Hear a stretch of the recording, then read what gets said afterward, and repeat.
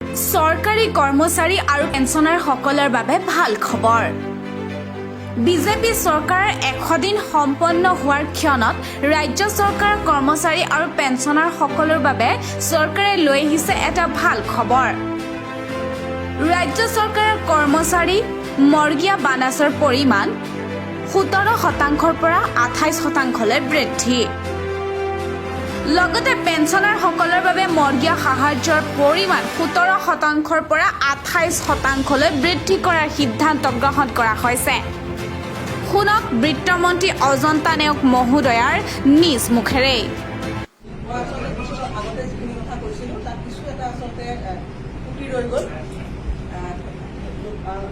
আমাৰ যি 100 দিন হ'ব, সেই 100 দিনত আমাৰ অসম চৰকাৰৰ কৰ্মচাৰীসকলৰ কাৰণে এটা ডাঙৰ খবৰ। সেইটো হৈছে চৰকাৰে তেওঁলোকৰ ডিয়াৰনেছ এলাৱেঞ্চ দিয়ে আৰু তেওঁলোকৰ ডিয়াৰসমূহ আৰু ফেমিলি পেঞ্চনটো এটা বৃদ্ধি কৰিবৰ কাৰণে সিদ্ধান্ত গ্ৰহণ কৰিছে।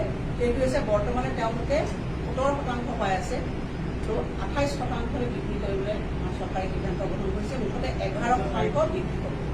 আৰু ইয়াৰ কাৰণে আমাক মাহেকত আমাৰ কৰ্মচাৰীসকলৰ কাৰণে প্ৰায় আমাৰ 200 কোটি টকাৰ প্ৰয়োজন হ'ব।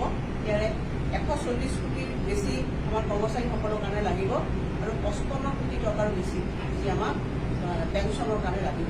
বছৰেকত আমাৰ 1700 কোটি টকাৰ প্ৰয়োজন হ'ব।